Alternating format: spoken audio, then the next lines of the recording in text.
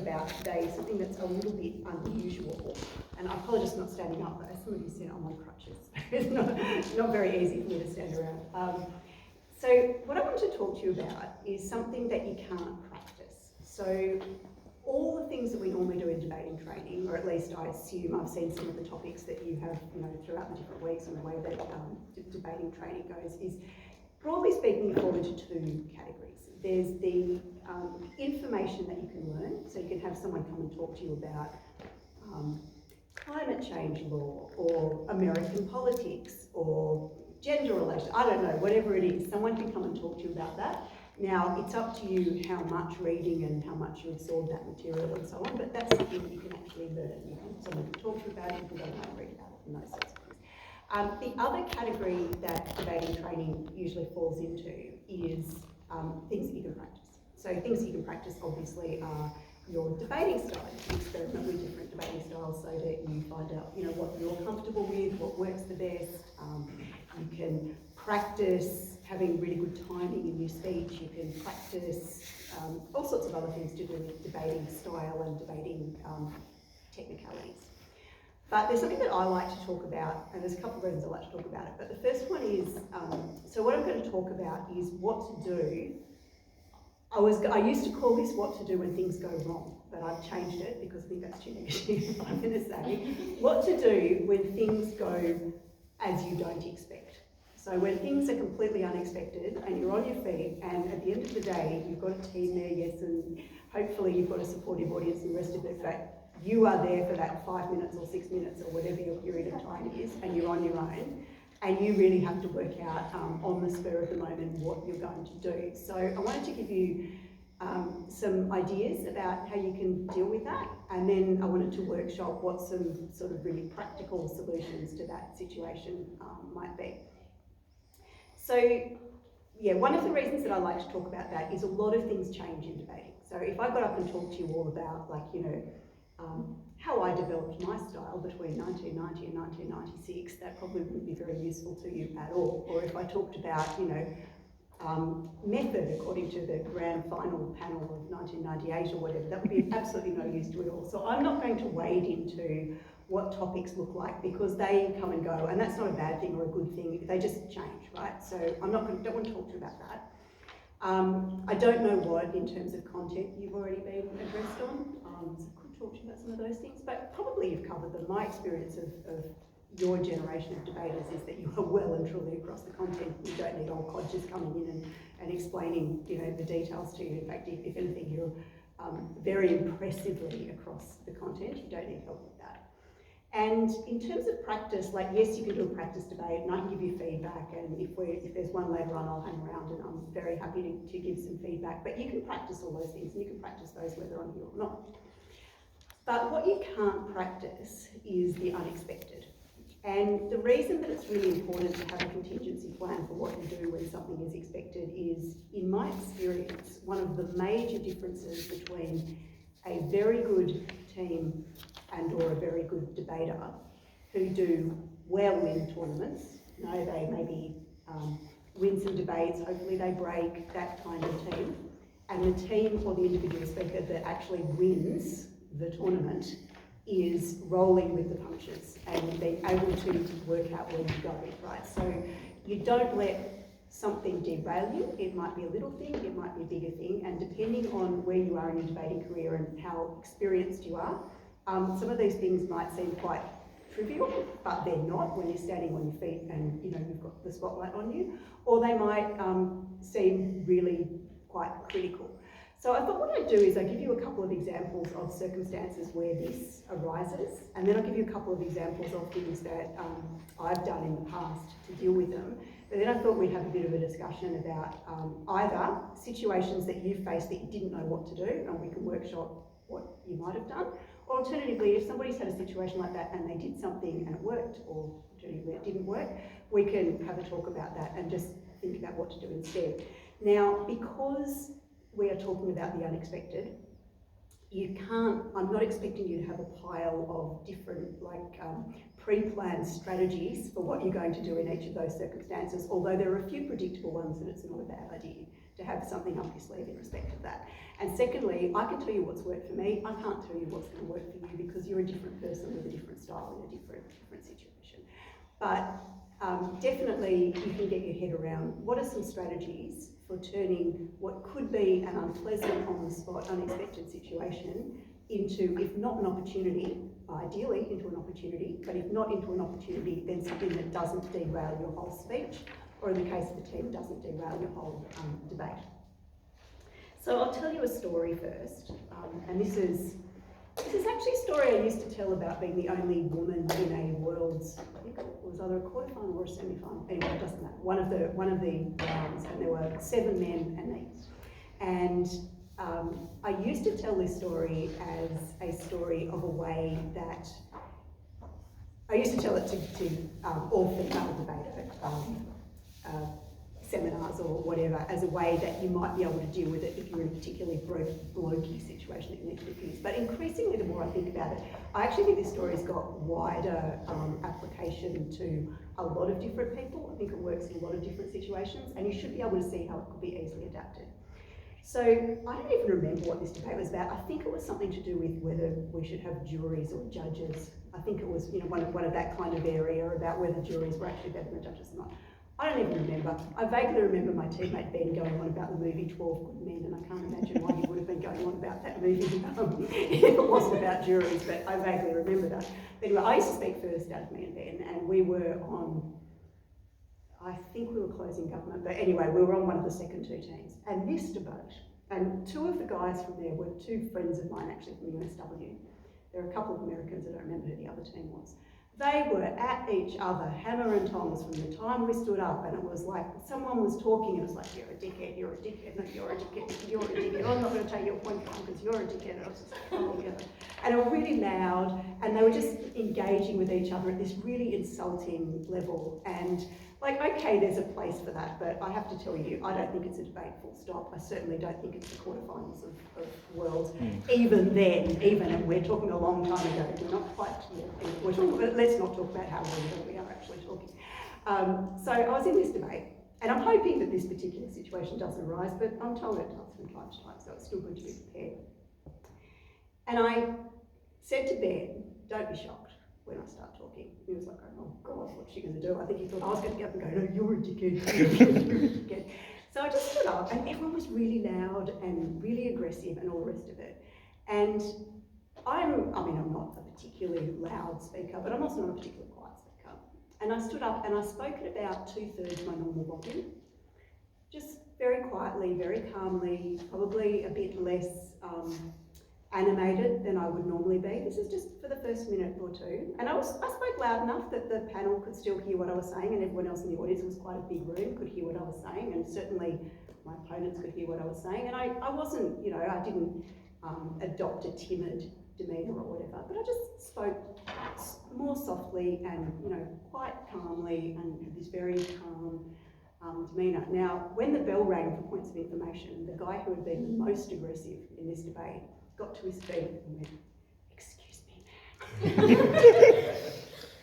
Because it was absolutely impossible for them to keep sitting there going, you're a dickhead, when I'm there being Miss Reasonable, quiet, nice as pie, right? So that's just an example. And I have to tell you, I was actually shocked at how well that worked. I thought it would work. I didn't think I was going to be getting American debaters on their feet going, excuse me.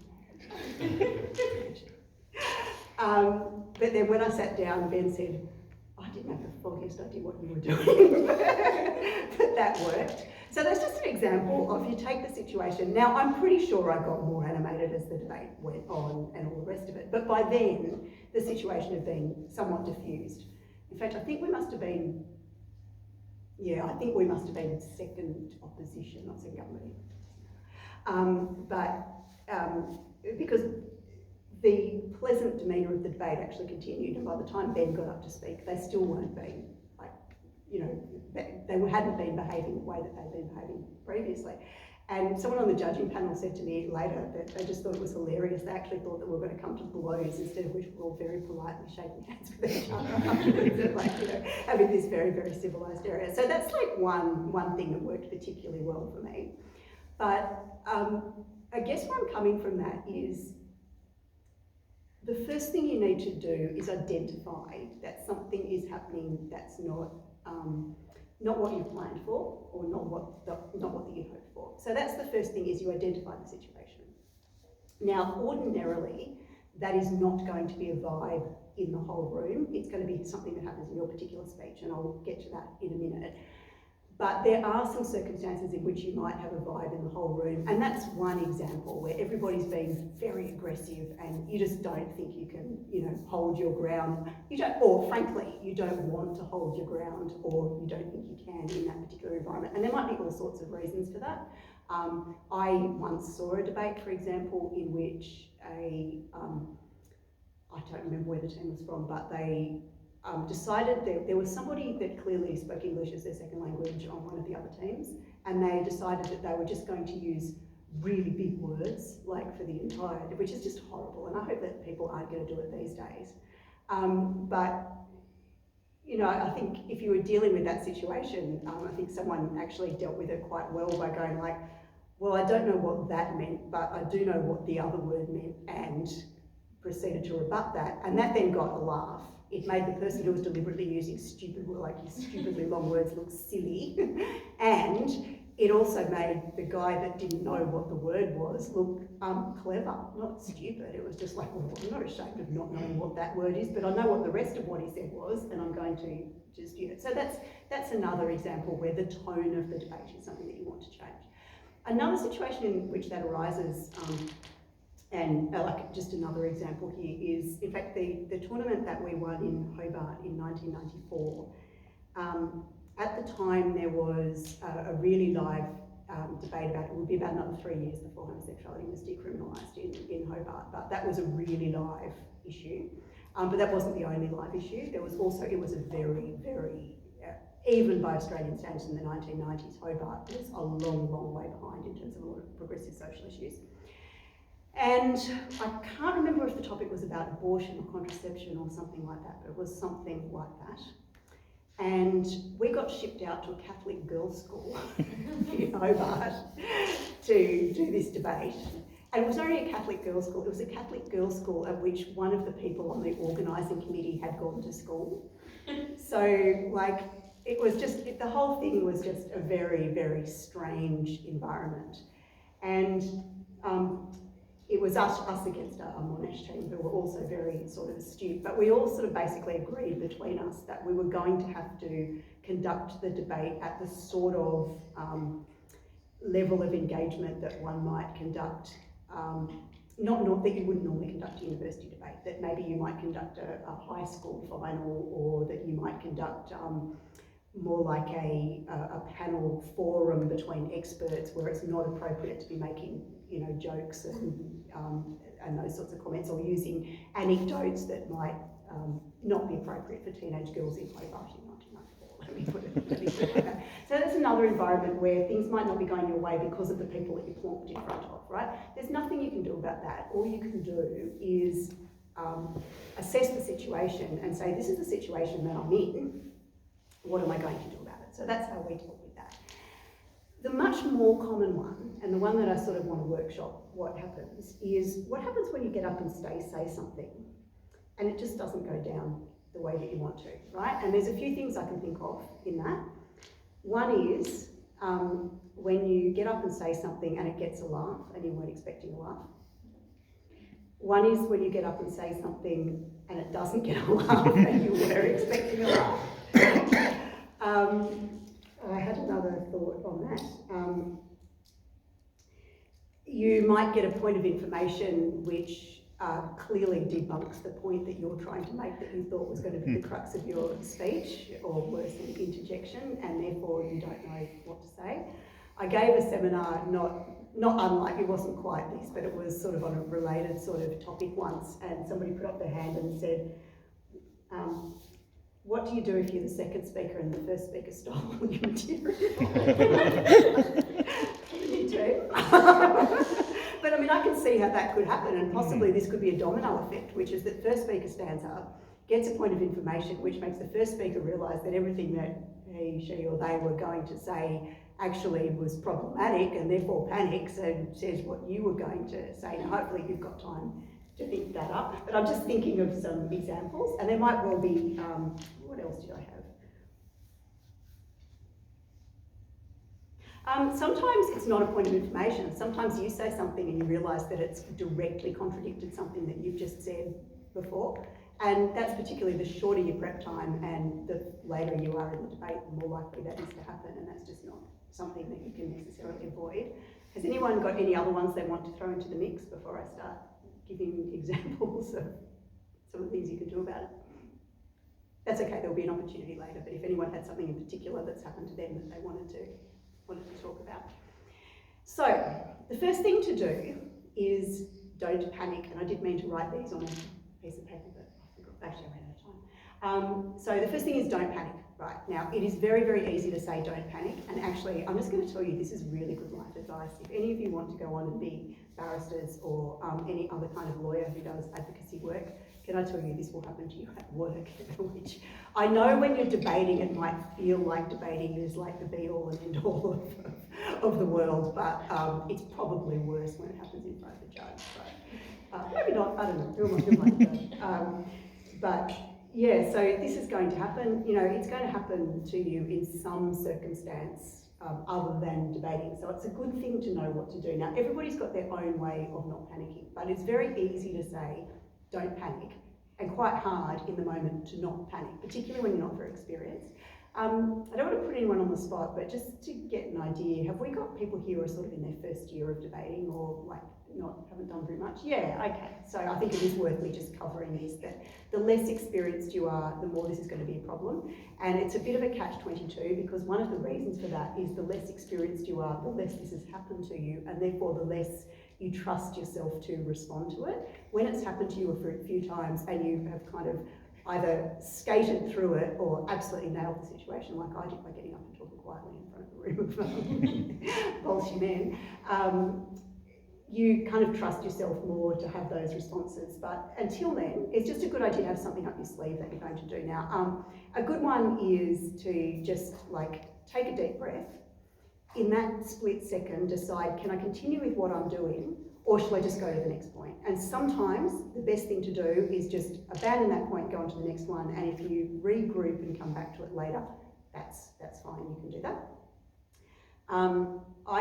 We used to use palm cards when I was debating. That's how long ago it was, and I'm not going to suggest everyone uses palm cards, but the one advantage of palm cards is that while I was writing out what I was going to say, my teammate Bram, this was on our 3-person team, used to like take a couple from me, and he'd just like do these. He was like really good drawer. He was like really good, he probably still is. Went into advertising after he finished uni, and he would just like draw me a little cartoon, like it'd be like smile, slow down, like, all this kind of stuff, and like he would just do that to amuse me, and it would be just like I'd suddenly get to it, and there'd be like this cartoon gnome going like hi, or whatever, which was just fun. Like that wasn't really even a debating tactic, but I would.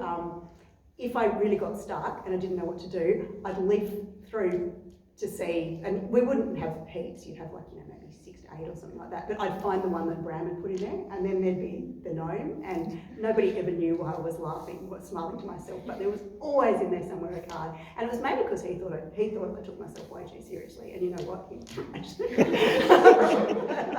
but that's why he used to do it, but it had this secondary purpose, that I could like go, oh, I know in here somewhere Bram will have done a message.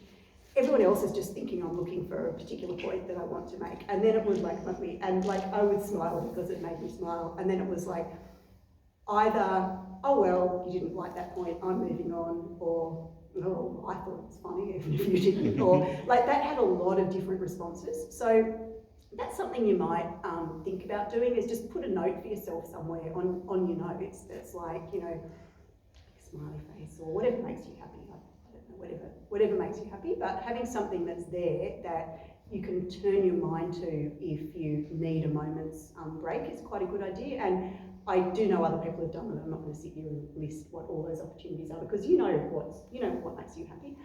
Take a deep breath is one, because we tend, when we're stressed, not to get enough air, and debating can be stressful, and some people, particularly when they're fairly new to it, find the whole thing stressful, but something going wrong is inherently stressful. So take a deep breath. And I'm talking about going wrong here, we'll talk to going very right in a minute. So that's one thing that you can do. Another thing to do is just have some strategies up your sleeve for the specific circumstances I was talking about, right?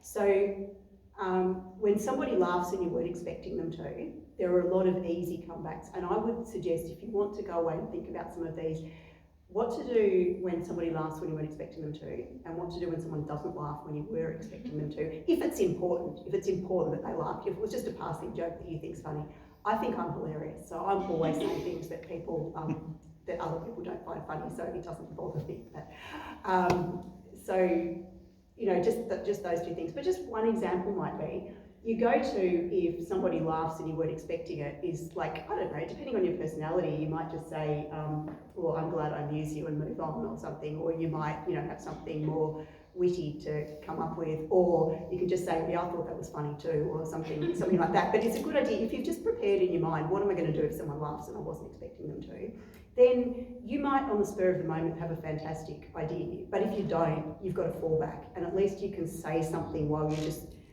that's on program, and then you're thinking about where to go next. If you're really expecting someone to laugh, I guess what I would say is try not to make the laughs in most debates, unless you're specifically in a comedy debate. Try not to make the laughs critical to the success of your speech. If people laugh, fantastic, that's part of style, it's good, it keeps people's attention. I'm a big fan of, I don't think it's essential to be funny, to be a good speaker. I've seen many very good speakers who are not funny, but I do think it's helpful. And I don't mean that you need to get up and have a stand-up routine and have like running gags for the entire debate. But, you know, it is good, it breaks it up, it keeps everyone on side. People like it, you know, when you make them laugh, they're like, oh, I like this person, I like what you've got to say, and I'm interested, and, you know, all the rest of it. So that's, that is a good thing to do, but try not to make it the crux of your speech. And then sometimes everyone in a prep room thinks something's hilarious, but that's because you're actually in the hothouse of a prep room and it's funny to you because of particular circumstances. I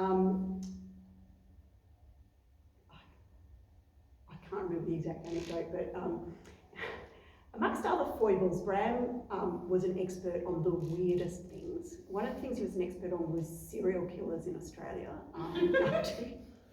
Like seriously, he like knew them all. He'd like just like repeat these things to you. Now I wouldn't let him say those in debates. He'd be like, go and draw your nose. But he was also like an absolute expert on Elvis. He knew everything about Elvis. And one tournament, I don't remember why, but there was a culture round. They had like these topics for each round, and there was a culture round. And one of the topics was, I might have the years wrong, so if anyone's an Elvis fan, correct me, but it was, broadly speaking, this house prefers the 1956 Elvis to the 1972 Elvis or something. And what we were meant to do, because it was 3 topics and you were meant to, like, you know, eliminate the ones you didn't want and you ended up with the other, whatever the process was. We were meant to eliminate that one. I think they put it in so everyone would eliminate it and end up with one of the other 2. And Bram was like going, no, we're talking about 1956. That was the only debate that I had with Bram where he wrote on my matter instead of the other way. But he kept assuring me that things were funny. And everybody was just going like, and then eventually I think I said something like, actually no, Brad and I went in with Ben then, that was before Ben. Yeah, anyway. That's the problem with these, is I start reminiscing and then you lose me in the thing. But no, that's right. And anyway, I said, yeah, I actually thought the biggest joke was we picked this topic too. And then I actually did get a laugh, right? So then I sort of turned around that we think we're really funny, clearly you don't. But you must at least think it's funny that we're like standing here doing a quite serious debate about whether Elvis was better in 1956 or 1962. So that's the kind of thing. But if you've just got something ready to go, that's the kind of thing that works. The final one that I mentioned was when you suddenly realise, either because of a point of information or because it just occurs to you in your brain, that everything that you're saying is wrong. I don't think. Some people just go, actually, I retract all that and move on. I think it's better to just kind of let it slide and just start talking about something else. And hopefully you've got another topic and just go on to another topic and pad that out a little bit. But you do you. I mean, if you actually think, the reason I don't do that is because I have seen situations in which somebody started arguing against their own argument and moved on, and maybe like one person on the panel's picked it up and gone, oh, that was a bit strange, but they recovered. And the other two people on the panel haven't even actually really noticed that that was what was going on, because you are more, and this is a big secret, you are more in tune with what you're saying than anyone who's listening to you. And that's not because they're not good judges or they're not concentrating or anything else. It's because you've thought out this speech, you're giving this speech, your brain is going at speech making speed, which is about 2 to 3 times as fast as listening speed, which is one of the reasons, by the way, if you're trying to remember something, writing it down or saying it actually makes it stick in your head longer than reading it. And I think listening to it, there is a hierarchy. I think listening to it is better than reading it, but saying it or writing it is better than either of those things, and that's just a memory thing, but that's why, it's because of the way that your brain works. So I would just move on, is my solution to that, but I have seen people deal with it beautifully in terms of like, oh, actually just let me correct that, and then they've saved it. But unless you've got a save in your mind, I think that's all a bit hard, and it's easier just to move on. So that was probably the points that I wanted to make, but I'm happy to either expand on any of those or hear. Someone must have a situation where they found themselves in an unexpected, yeah. I thought of one after I blanked on the first time. I'm asthmatic. And it flared up particularly badly after we had that horrible summer of bushfires, and so I was doing tournaments in kind of like 2020 or after that summer, and I would very frequently, the fact that my usual save for this didn't work in this circumstance, like you might assume that this is the strategy that I'm talking about in this anecdote, but it's not. I very regularly, when my asthma was bad, would time puffs of Ventolin with taking a point of information. That was the usual strategy. That's not even the subject of this anecdote. This anecdote is about the time that I left my Ventolin at the bench on the other side of the room, and started having a bit of I'm asthmatic as well, so I understand exactly what you're talking left about. Left it all the way at the bench, and what I did is I took a point, didn't panic, took a point of information, walked around, walked while I was listening to the point of information all the way back to my bench, walked all the way back while taking a puff of Ventolin, answered the point of information at the bench, chucked the Ventolin back over to my teammate, and then carried on with the speech. Good on you. Yeah. What else are you going to do? I think that's very cool thinking, and that's. And I was like, I couldn't like breathe properly, so I'm surprised that I kept my cool in that particular way, because I like that's like adding a whole level of panic. Like how do you take it? No, and literally, your body starts to panic. Literally, how do I take a deep breath? Oh, that's a great example of actually turning it into a, like, you know, how on top of this mic. A bit. I'll tell you something. People who are at Easter have heard me talk about Martin Sorensen, so I won't repeat it too much. But the guy that the Australasians Best Speaker Trophy is named after was the debater of my era, Monash era debater. I was very, very lucky to debate with him at an invitational in Edinburgh, but I debated him many times. But I once saw him in a debate. He had to stop, and it wasn't Ventolin, but he had to stop and catch his breath. He had some medication he had to take. So he had cystic fibrosis. That's what ended up killing him young. And the medications then were much, much less good than they are now. People with cystic fibrosis have a much better outlook. But while he was taking this, somebody talked over the top of him, and his teammate said, "Are you seriously interrupting a guy with cystic fibrosis?" And as soon as Martin got his voice back, he said, "It's all right, he didn't say anything useful." Which, Martin was never nasty. He was like cutting and funny, but he was never nasty. So I had to go up to him and go, "Oh, what did he do to you?" There was a story, the guy was a dick. So. But like, that's another save, right? It was like he couldn't help the fact that he couldn't talk for a moment, but what he could do is make other, look like, oh, I'm more in control of the situation than those others. If anyone's had a solution other than the ones that I've suggested to the specific problems that I mentioned, be interested to hear those too, or if anyone's got a different kind of issue you'd like to workshop. Yeah. Different situation. I think it's pretty common to get a POI that you're like not really sure what it was about, not really sure where it was going. Maybe it has a very different conception of your argument, or it's just on something totally different. And the norm at the moment, I think, is often just like, oh, whatever, and kind of move on. Yeah. Any thoughts on how better engage with that? Yeah, that's a really good question. I'm glad to hear that people now go, just move on, because in my day, people used to say things like, if I want you to talk, I'll rattle your cage, and things like that. Even Adam Spencer was a nice guy. Actually, I heard say that once, and I just went up to him and I was like, you can't talk like that. And he's going, oh, well, I've been doing that in debating for years. And I was just like, don't. I have to say, he was a really nice guy, and he was a great mentor, I should say. And do you guys know Adam Spencer, or is he before your time? He's an ABC personality. When he was at Sydney Uni and I was at Macquarie, he actually totally took me under his wing because I was going to a British parliamentary tournament, and nobody from Macquarie had ever been to a British parliamentary tournament. So I was at a training tournament at Sydney Uni, and he said to me, look, didn't know me from barrister, I was in first year. He said, I think he might have adjudicated me once in high school, and he just said, no one at your university can help you, so I'm going to teach you what to do. And he sat down and told me what to do. I think he regretted that in January 1996 when we beat him in the final of Worlds. We're still friends, and he's a fabulous guy, and the fact that he was doing that is a symbol of just how normalised it was. But so I am a fan of engaging with the point of information, even if you don't get it exactly right. It used to be that was actually part of the marking schedule. It wasn't just that you took 3, but it was whether you engaged with them, and I don't think it is anymore, is it? They've sort of moved on from those strict marking protocols, which I'm actually a fan of. Like, I'm not against that, but it used to be that you had to engage.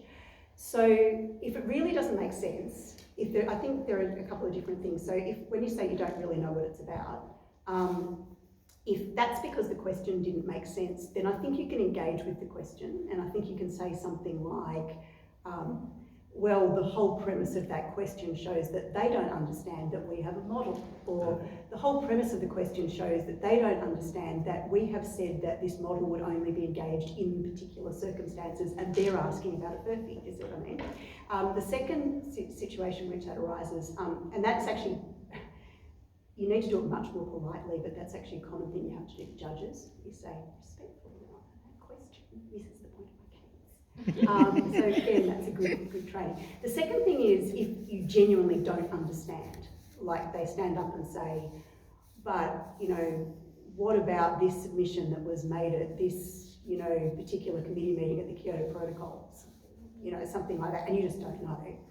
And then I think you can respond with it, well, we might not, or everyone in the audience might not be, obviously I'm familiar with blah, blah, blah, but everyone in the audience might, so let me answer that question generally, or, do you know what I mean? Something like that. You can kind of make light of it. You can usually work out what the question is enough to deal with it, and if it really doesn't make sense, then I think you can say, well, thank you for that, and then I think you can move along if the question really didn't make sense, because what you're then doing is you're not refusing to engage with it.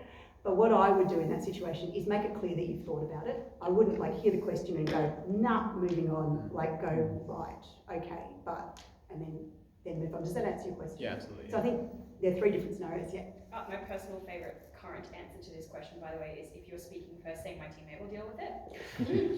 This gets said a lot, especially at pro-ams. It's always like, my pro will deal with it. And then you're sitting at the bench like, oh, hang on. As a retired and very proud first speaker, I love it. Except that Brad would have flipped it back to me and gone, my first speaker will deal with this in reply. Anyway, so, yeah. My suggestion for that would be, if you just don't understand anything, just ask the speaker to explain it in their speech. Because the problem with ways you don't understand is not always that you don't engage or you get confused and you're all silly. You just waste time. Yeah. So if you try not to waste time and force them to waste the time, you'd be like, honestly, I don't know what that example means. Explain it to me in your speech. Yeah. If they're it's a way to flip the time wastage. If they are still to speak, I think that's a great response. Yeah, just say, I don't know, you don't have to say I don't have time in my speech, just say respond in your speech. If they have already given their speech and you can't, and their teammate has, and you can't do that, what I was going to say is that actually reminded me of something that I should have said is don't turn around and say, can you please explain? Because then they're taking even more of your speech. And if we're talking about points of information, I assume we're talking about British parliamentary where you have not that much time anyway, whereas it's 7 minutes or something, and probably a good 2 of that's going to be taken up by points of information in any event. So I would really discourage you from engaging with the person, don't give them a second bite of the cherry, right? Just say, but I like that a lot. I like saying, yeah, you deal with it in your speech if you want to talk about that, that's really good. Yes? I just have a question about, because I find a lot in debating, I can feel the ground of the debate slipping away from me, a characterization or a core part of the debate is just being won by the other team. So do you have a suggestion on how to go about, rearresting the momentum or trying to sell across a core idea to make the rest of your case make sense. Do you mean this happens during the course of your speech, or do you mean it's clear to you before you stand up? It can be across both. I think I normally see it across a team where we'll have a strong vision of the debate at first. I have never had a problem with a recap of the case at the beginning of a second or third speech, even though it's not technically their job. I've got no problem if the ground is lost. It's like, let's just get back to basics, and particularly if you've got the kind of topic that's a model kind of topic, or that you really had to set up some ground and it's slipping away from that, which is something that you see a lot. I'm a big fan of just saying, okay, let's get back to basics. We're not talking about that. We're talking about this. We're talking about this model. We're talking about this situation, whatever it is. And I think that's, the only trap is don't spend your whole speech doing it. So, but it's not, I think it's not a bad idea anyway, actually, because it ticks your box of the team's got unity. You don't have to all repeat each other, but even if it's just like 30 seconds and you're making it very, very clear that that's what it's about, that has the dual purpose of reminding everybody what your team's talking about and also shifting it back. I would be inclined to do that before rebutting any individual points, and that then gives you a launching pad. You can rebut the whole of their case before you get down to the nitty gritty, and that's a big mistake. I'm not here to talk about rebuttal. The big mistake people make about rebuttal is they do the nitpicky stuff before or instead of doing the big picture stuff. And what you're talking about is actually part of big picture rebuttal. It's saying what they're talking about is wrong because, and the way that you bring that back is because this is our case, and it's particularly if you're the one that set the parameters for the topic. It doesn't necessarily work so well if you're responding to it, but I think that's a good way to do it. And if you really feel like you need to, you can sum it up. But if you feel like this has only come to you during the course of your speech, that people aren't on board, you can do that in your last 30 seconds instead of your first 30 seconds if you need to. But I'm a big fan of repeating that. Just make sure it is the same. Just make sure the case hasn't secretly, when you say the debate shifts, sometimes it's the whole debate that shifts. So don't, grab your first speaker's notes and go, this is what we said, if in fact it's moved on. But, in fact, I think that's really important. I think people don't actually reiterate what the debate is about enough often. Okay. Thank you. Okay, well, I've sort of talked for a long time because I'm a talker. Is there any other questions that people have about that topic or about my special subject, debating in the early 1990s? Or anything else? You should use it as your hard quiz special subject. Yeah. Adam Spencer would beat me. That guy's brain is like, he doesn't forget anything. Like, you think I remember anecdotes. I run into him and he's like, hey, remember him? And I'm like,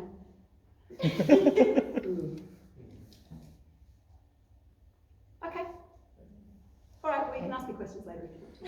Okay, awesome. We did have a gift for you, except I may or may not have left it in the locker, which is now locked. But we will endeavour to get it to you, so don't stress.